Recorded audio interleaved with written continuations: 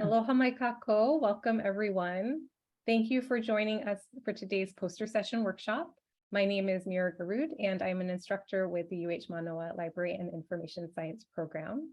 And we are lucky to have one of our alumna with us, Stephanie Robertson, who is outreach librarian and assistant professor at BYU Hawaii. And she will share her experiences and tips for presenting at a poster session. So without further ado, I'll turn it over to you, Stephanie. And if folks have questions, you can put in the chat, but we will have time at the end for questions too. Thank you. Hello, everyone. Thank you so much for having me, and please excuse my office phone ringing. I'm so happy to be here with you today here at the BYU Hawaii JFS Library. And grateful and honored that they asked me to talk about posters. I don't know if I'm the foremost expert in poster sessions, but I have had some really positive experiences participating in them through HLA and ALA. So we're going to talk about that today. Go ahead and put your questions in the chat, and if Mira sees something that needs to be asked right away, she'll interrupt me. That's totally fine. And if not, we can just save them to the end. Okay, so learning goals. I'll read them through them quickly. This is what we're basically going to try to do today. Understand a little bit more about the HLA poster session requirements, or at least where to find them. Generate ideas using examples from ALA and HLA past posters. Oh, I put the word examples twice. Ooh, the inner English teacher in me is just dying over that. I also teach English here at BYUH. And I'll show you examples from my conferences, and maybe it'll help generate ideas. Identify resources that align with your specific needs, and take best practices and resources with you that will help get the process started. By the way, I'll share my slides at the end of the presentation, and there's tons of links in there. For example, here, the 2022 theme for the conference for HLA, you can click on that and it will take you to the packet for proposing posters and the rubric and all that good stuff. So lots of good links to be found in the slides, and I'll make sure to put that in the chat when I'm finishing up here.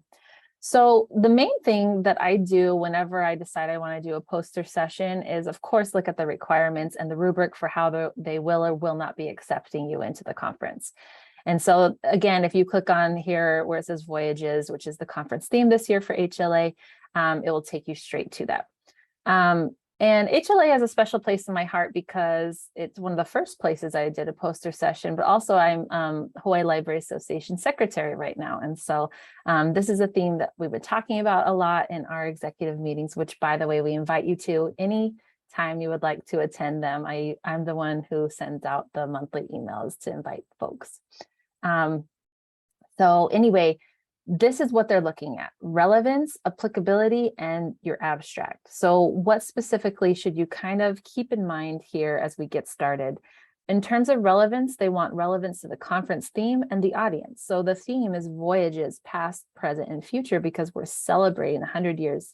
And it's an exciting time, and Voyages is a great theme for us if we're thinking place-based themes, to consider our profession past, present, and then going into the future, right? So you'll start to think about, what research are you doing? Have you done? Would you like to do that you could represent in a poster to get more information about?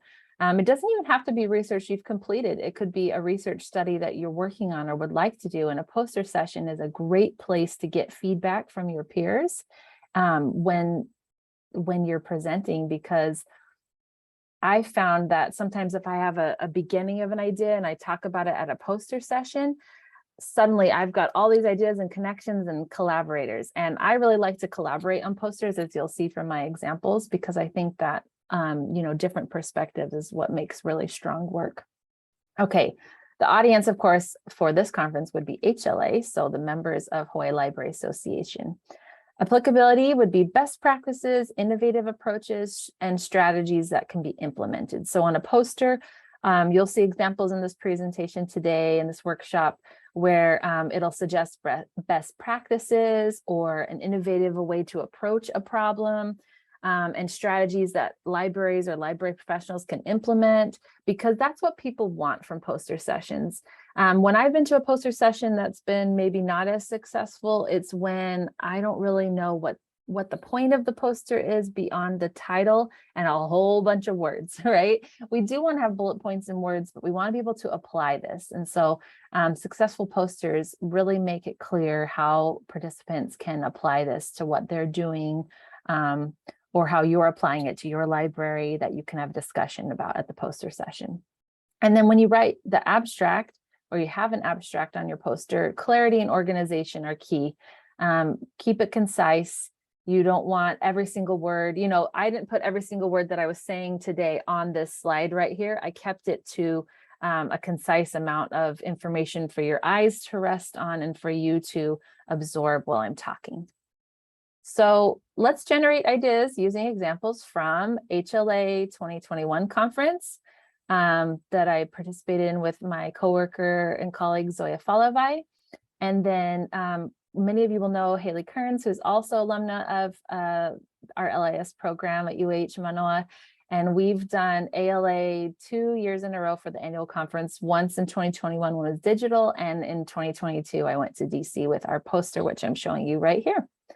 So, and it's kind of exciting to see how posters tend to either come from something or lead to something else in your scholarship. So that's another great thing about posters.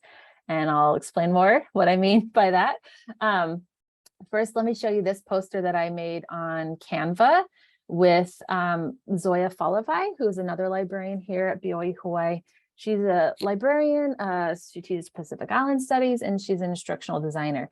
And so when we presented this last year at the conference, we were thinking about things we wanted to do in the library. And so we were thinking about different goals we had, frameworks we were working with. And this one, we only did one visual.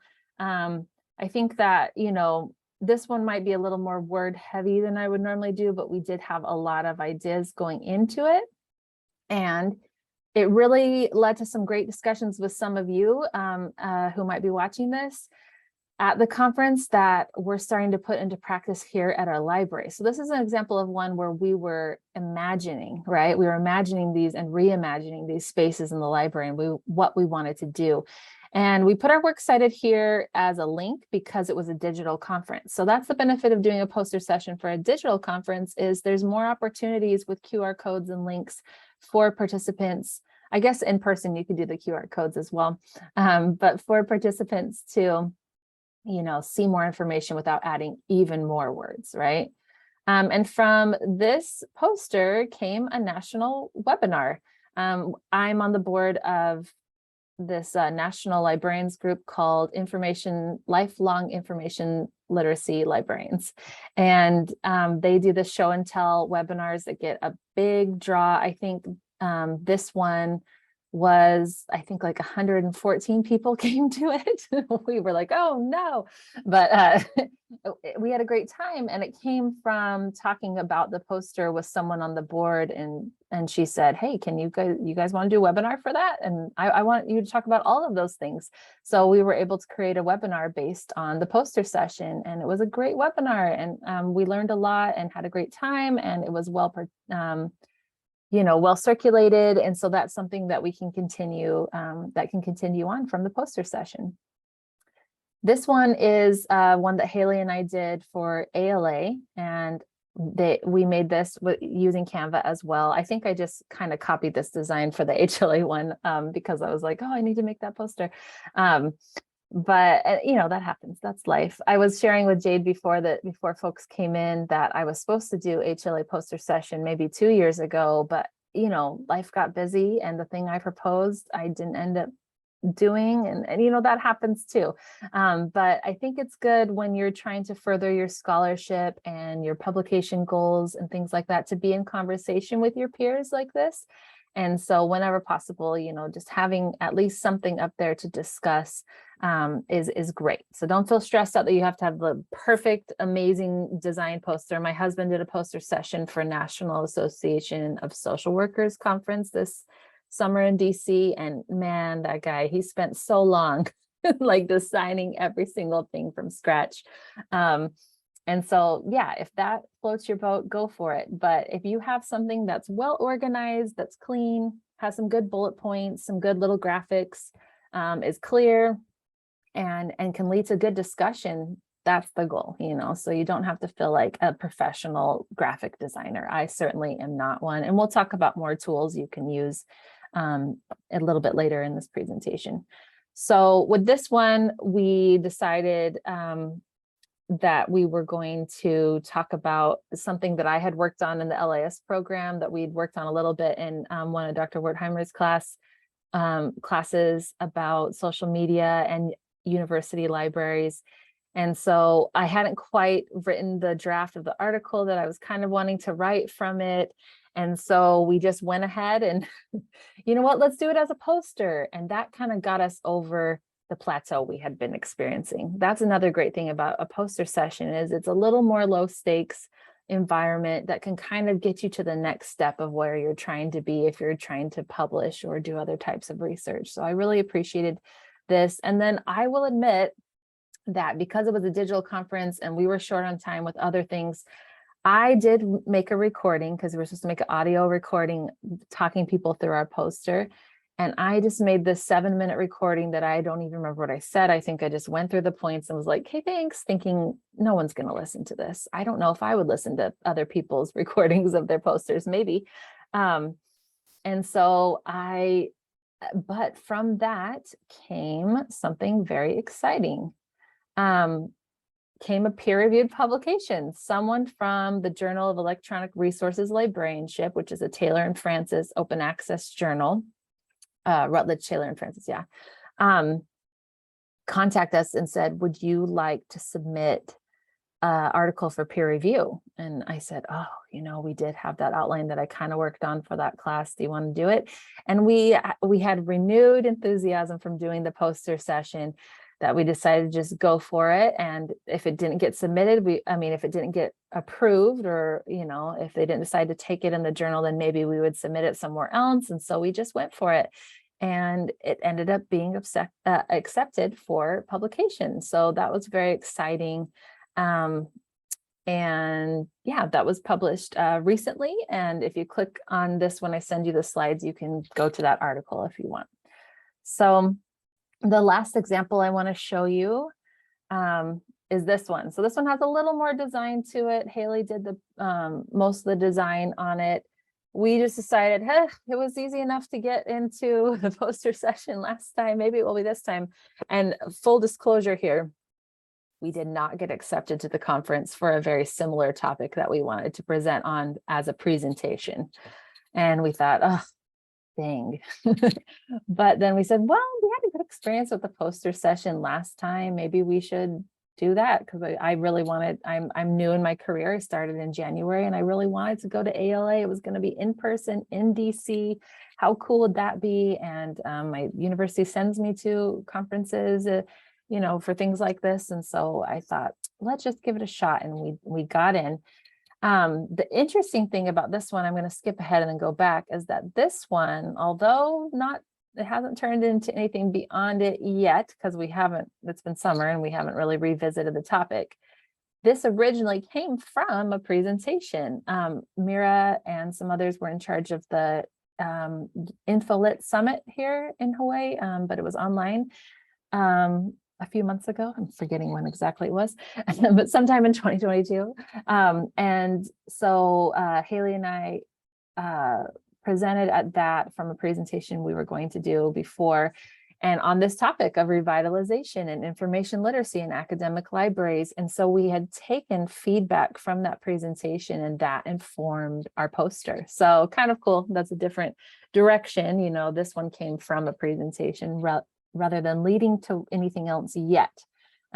We do meet this week, Haley and I, so maybe we will try to do something with this one too.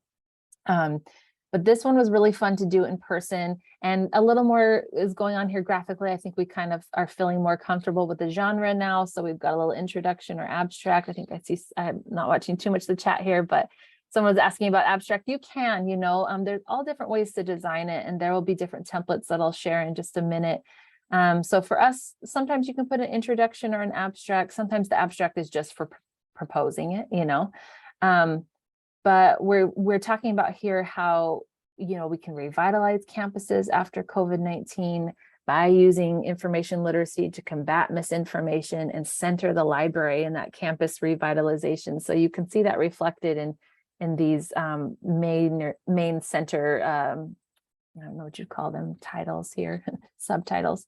And this right here, this word cloud came from the InfoLit conference. We asked what were some issues they had with combating misinformation, or what were some words they associated with it. So how can we, so in asking librarians about that and leaning into change, we formed some conclusions here. And then we showed examples from our own university libraries, where we're both academic librarians right now. For Haley, it's now SUNY Canton. She's in New York. She's in a very different climate than when she lived here in Hawaii. And then for me, it's the BYU Hawaii Library. And then, we have put some questions down here. Share your thoughts, if someone, because when you're in an in-person poster session, people kind of wander up and, sometimes it feels a little awkward, like a blind date or something. I don't know what I imagine. It's been a while, not dated, I guess, but what I imagine, a little awkward of like, oh, are you looking at my poster? I will say I noticed that people who had like candy and things on their table had more people walking up to them. I will say that. Okay. And I did have a few Hawaiian chocolates, but I didn't have that many. I was like, not really planning on that being the major draw, but I should have known better. Of course, that's the major draw. Who cares about academic posters when you could have Hawaiian chocolates, right? So people had little pamphlets, and someone had a laptop up at their table. So if you're doing in person, there's all kinds of things. Find out what they'll have available to you. My husband and I went to DC at the same time because, as I mentioned, he did the social work conference, and he was kind of chuckling that they were very specific about providing the thumbtacks, the push pins for their posters, but ALA specifically said they would not provide them. So I like packed a little like Tupperware container of push pins in my luggage that wouldn't be carried on, because that's like a weapon, right? So I guess I could have bought one at a CVS there, but it was just kind of interesting. So the share your thoughts section was really helpful though, because as I kind of took in the graphics and things like that and read things, and I just like smiled to the side of my poster, I had the questions in mind. So even if they hadn't looked at it themselves, I kind of had it in mind, which was really nice to get discussion going. And then of course our contact info was there. So I've seen different ways of doing poster sessions. Since I am on the Lilly board that I mentioned, the Librarian Group for Lifelong Information Literacy, they had one where it was an online conference and we all just sat there together and watched every single poster. And I'll admit that I gave the feedback after that at our board meeting that maybe that was a bit much to absorb all at once and barely any time to engage with it.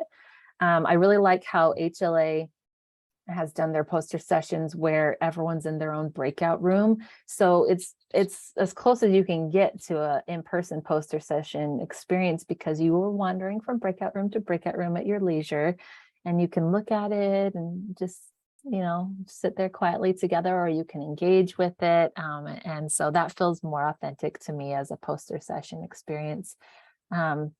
And I don't want to be critical of my colleagues at conferences I've been to, because certainly I don't have the greatest posters in the world, but I did notice that when I was at the in-person session in DC, there were some that were just basically straight up rows and rows and rows of text. And there wasn't a lot of engagement there, because you got to have at least something visual to draw people in, whether it's, we have much more going on here visually. This one at least has these like little widgets and at least has these very consistent blocks of information with clear titles, right? And this one, there's less going on graphically here. Like I said, it's a little text heavy, but it still wasn't bad. And it's kind of indicative of the fact that we were at the beginning stages with what we're excited about, what we want to do, what we're thinking, right? So luckily that's where conversation kind of can make up for the lack of graphics. But I was grateful if out of the 3 posters for my in-person experience, that the more graphic one is the one that I had. I was grateful for that. Okay, so what can you use to create your poster? I'm sure there's many things, but the 2 I have used is PowerPoint and Canva. So when I share the slides with you in a minute, You'll have a link to these 3 videos that I've looked all over YouTube for videos about this, and are any of them just like blow me away astounding? No, but they're helpful. They're very helpful, and they're different lengths.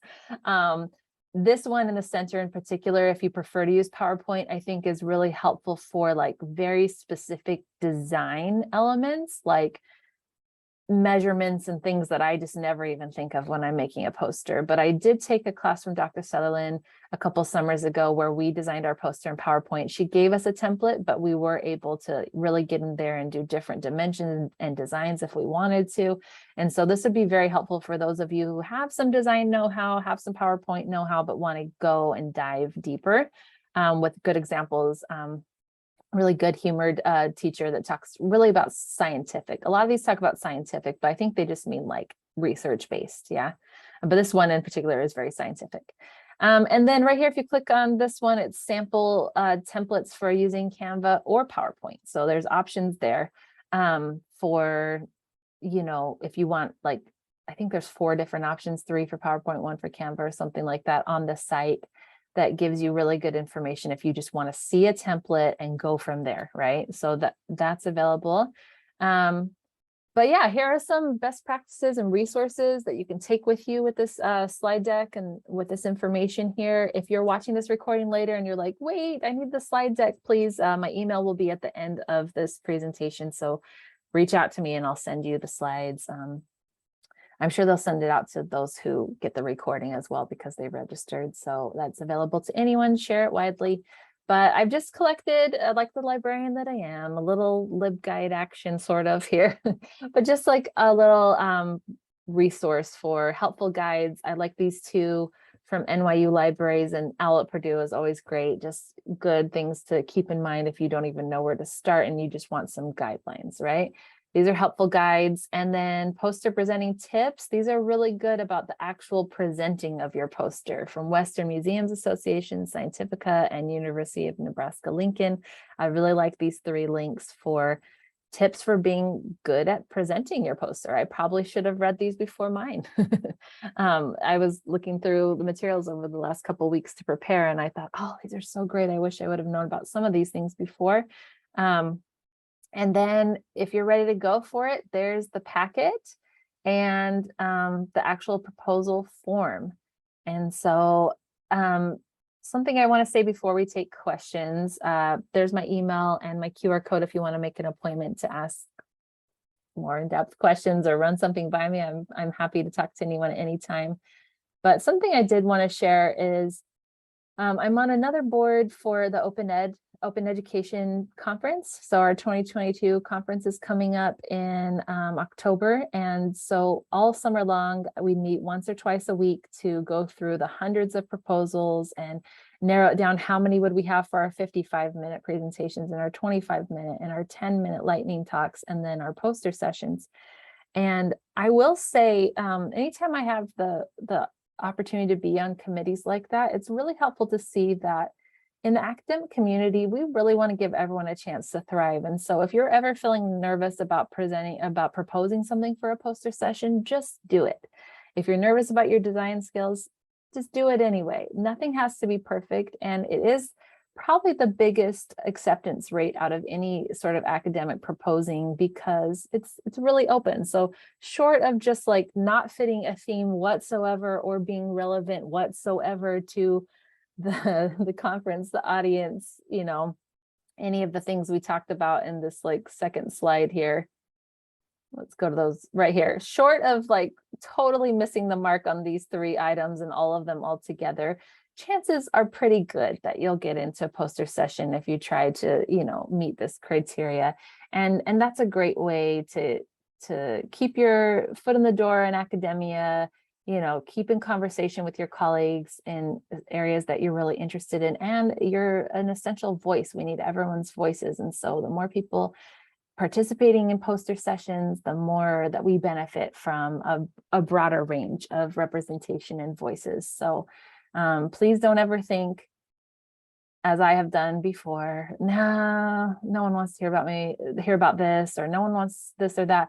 At the very least, it's a good exercise for you in getting you to that next step in your research, and you'll be proud of yourself when you do it. So I'd like to encourage you to participate and to just go for it, because everyone wants to hear from you. We want to hear your voice.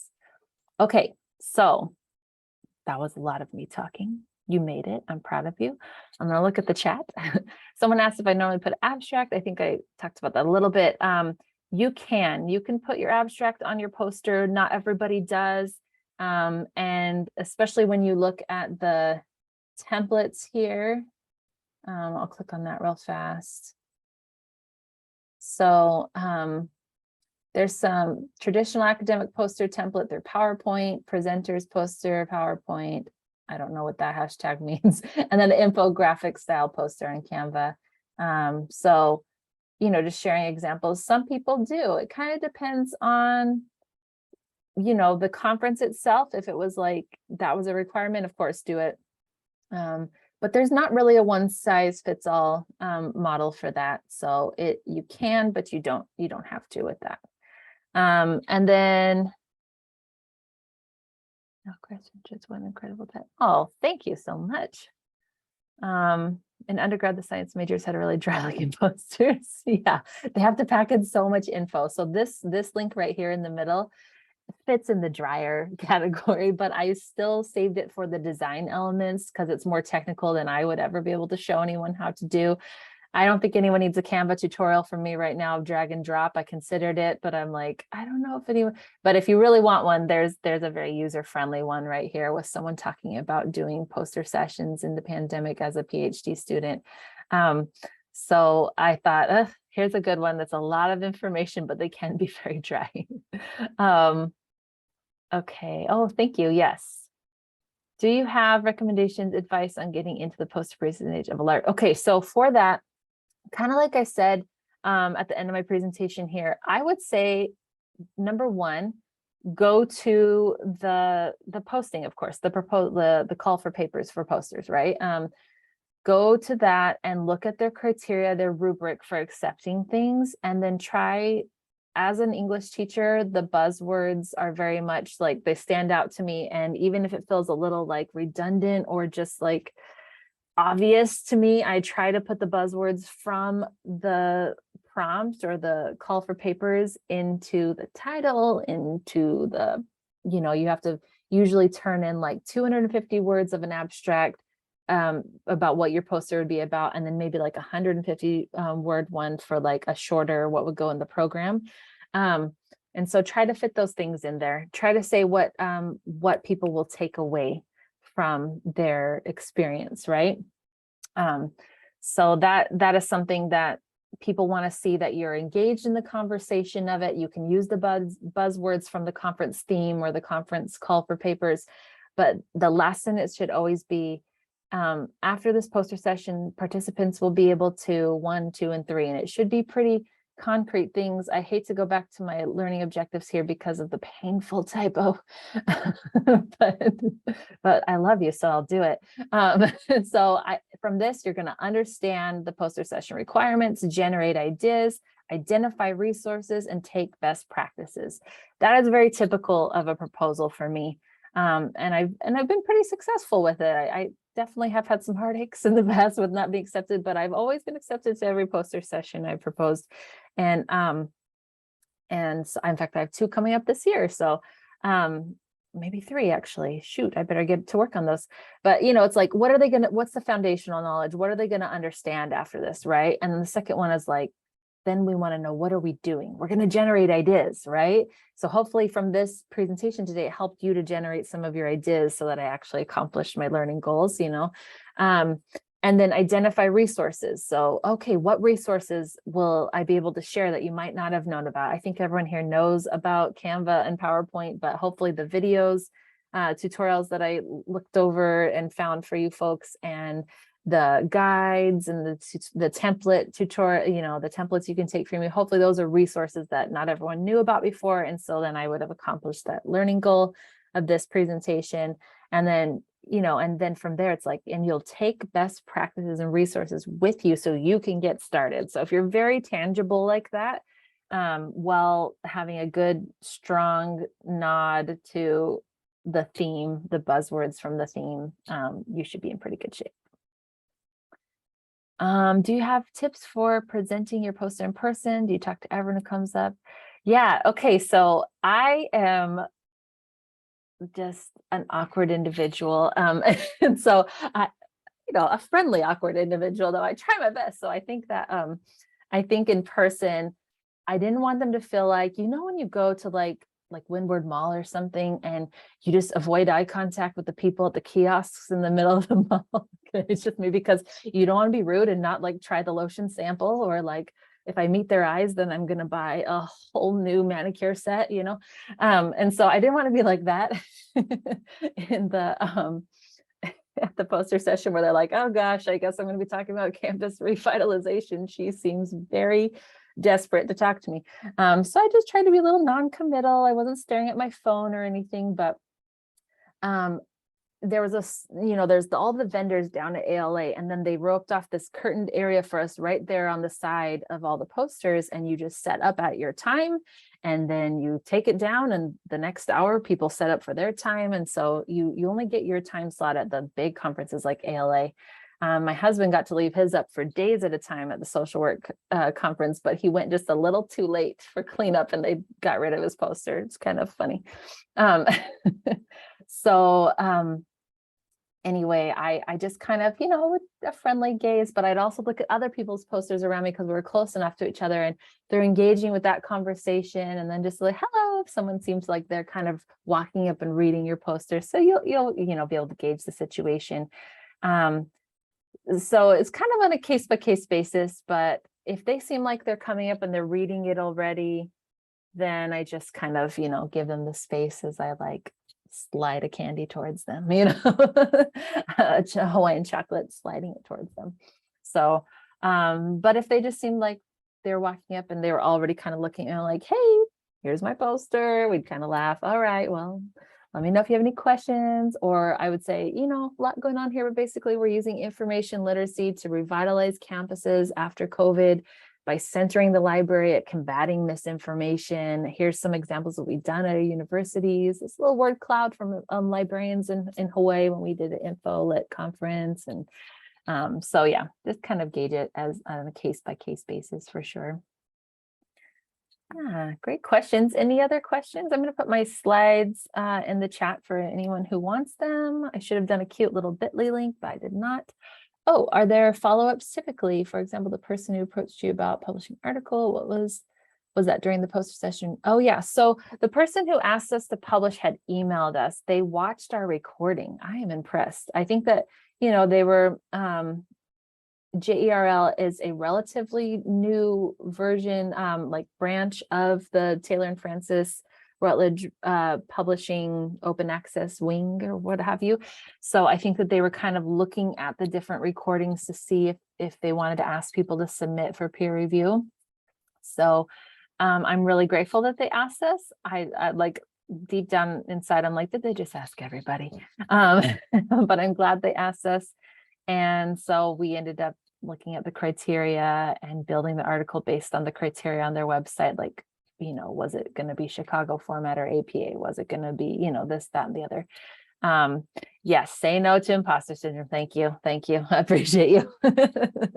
So, but follow-ups otherwise, I have had someone from Lily when we did our Lily webinar, and when I did something for Lily, I guess it was actually a presentation at their conference one year, actually follow up. And now we're proposing something for, I think, the poster session for ACRL. So that's kind of exciting.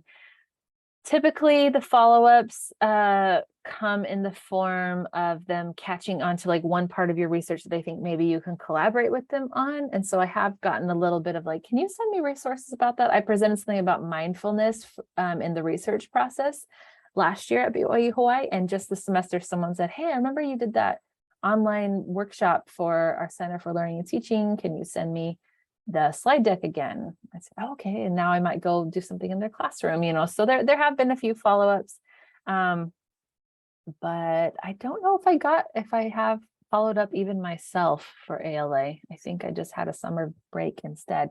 But yeah, it just depends. Just depends. Any other questions? I'm gonna stop sharing my screen so I can see your beautiful faces.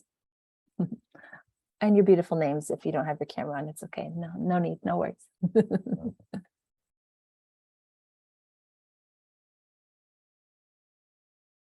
Allow for a little typing time here. Oh, okay. So I would say horizontal orientation is preferred, or at least maybe that's just what I prefer. There was someone who did a vertical poster right next to me at ALA, and it looked a little cramped and forced to me. It looked like just so many words, and they couldn't really fit in an image, you know, because it was basically like 2 columns of text. So I think in that video that I keep referring to that has like a science teacher doing the PowerPoint guide for if you want to get really technical with the dimensions and designing on PowerPoint, that one is a vertical. And so maybe that works really well again for the sciences. I think it could work well, and anyone could, you know, make whatever they prefer work for them. But I tend to see 9 times out of 10 horizontal, and I think it just allows for more, at least like 3 columns of space to do different types of things there. And you also need to pay attention to what organization you're representing. They might have a preference, or a preference for if they're funding you to go, what needs to go on the poster. Like, do you have to have the university logo? Do you have to, you know, provide any type of information or not provide certain bits of information too? It's good to know. Yeah, that's a good question. Yes, there are standard sizes. And it's been a little bit different for each thing that I've done. So it's always good to look at the details at when you get accepted or the call for proposals. So when I printed, this is actually worth sharing. When I printed my poster to go to DC, I kept kind of obsessing over like, wait, how do I get that there? It's gigantic. The dimensions are huge. It's on my wall right now. I brought it home. Mine did not get thrown away like my husband's because he was too slow. So I asked my print services guy here at BYU Hawaii, and he said, oh, good. Thank you, Mara, for the dimensions. He said, you know what? I don't have the perfect machine that a lot of universities do for traveling and putting it in your suitcase. You could do it. He gave me a big tube that I brought as a carry-on, and I had to get the school to not be mad at me for another another check-in. Sorry, they're like, we only pay for 1 check-in. I'm like, this is the poster. Please let me submit the receipt. But anyway, I realized that printing it on canvas, like a canvas banner, I'm going to do it every time now because it was very durable. My husband's was like a really nice material that he printed on, like a paper that would be good for a poster session. But we were so worried that it would get wet accidentally, or it would, you know, something would happen. It would get ripped somehow. This is very durable. It could deal with a little ironing from the creases from being in my check-in bag, but I never worried about it ripping. It was kind of a dream to take in that way. So talk with wherever you're going to print services at your university. I guarantee if you're printing at UH, they have better options than us. So here at BYU Hawaii, not to talk badly about us, so we're just a little smaller. So we're getting there, guys. But yeah, so I brought mine home and put it up on my wall, stood on my desk to do it. Oh, good. Thanks, Jennifer. UHM Bookstore has expandable poster art tubes. Yeah. Yep. Of course they do. Well, if I ever get my act together, I do things ahead of time. My boss here in the library, Michael Aldrich, he said what he will do if he like typically, you know, he has a lot of children, so they live different places on the continental US. And so if he knows someone in the area, he'll have them like print it at Kinko's for him there or something like that. And then when he gets there, he has it printed, or he'll take like a file and print it there. I just never felt like I would get there soon enough to like really calibrate myself and make sure I have a good place to print it with no problems. So I just wanted it printed ahead of time, but that's because I'm new in my career, I guess, and I'm just a little extra and he's more relaxed. But yeah, so, or he's more experienced, more professional. I'm getting there, guys. Okay, yeah, so plastic with fabric strap, totally. There's so many options and so many good, there's paper that essentially kind of feels like fabric. The person who did at ALA, the vertical poster next to me that I said looked a little cramped and word heavy. They had it on something that truly looked like a sheet. And that was a little tricky for them. I thought, oh, how wonderful to travel with, how nice, but it wasn't very sturdy. And it seemed really hard for her to smooth out and set up in a really like nice, substantial way. And so I was like, well, nice to travel, but maybe not nice to set up and display. So I think I'm happy. I think in the future, I will continue to do the canvas banner essentially, because it was easy to travel. I didn't need the thing. I could have just put it in my check-in bag. And now I know that, so BYU Hawaii won't be mad at me for trying to get 2 check-ins. Calm down, BYU Hawaii. Anyway, but yeah, okay. So just a few minutes left. I know we have 4 minutes left. So anything else? The canvas banner, this one, I want to say it was $60. And I didn't pay for it. I charged, I just thought, let's see what happens if I charge it to my department, and they paid for it. Thank you to them. So I don't know if that'll always be the case, but yeah, so I'm sure there's way more affordable options. Although my husband, who printed on some really nice paper, I feel like it wasn't too different, the price, because of the size and the color printing and all that stuff. So the price jump was not that different. Stephanie, I'm going to jump in just because Sure. I know that for this upcoming poster session in November, we do have some suggestions for that session in particular. So everything you're sharing is great. Every poster session might be a little different. For the session at HLA in November, we will provide easels. And so it's great if you come with it already mounted on foam board, and you could print directly. You can send your poster as a picture file or a PDF file, really high quality, high resolution. If you send that to Kinko's, or I don't know if FedEx does this, but Kinko's, Office Max, Office Depot, they print directly to foam board, and it's about $50. So similar to the price that Stephanie was talking about for Canvas. And for students in the program, in the library program, if you are doing a poster session, we will reimburse you for the costs of printing your poster. So print it to foam board, make it look nice, and save your receipts if you're in the UHM LAS program.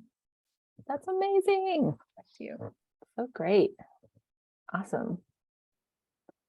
Yeah, but that's all that I had. Again, really happy to, talk to anyone. There's my slide deck again, if you want. And I'll see you at the poster session. I proposed something. We'll see if it gets in. So see you there. Awesome. Thank you, Stephanie. Everyone gives having a me. round of applause. I'll stay to you guys as well. Great. I loved hearing your experiences and the insights and the examples that you shared. And thank you for handling our questions too. If anyone wants to hang out, I'll keep this room open, but I'm going to stop recording.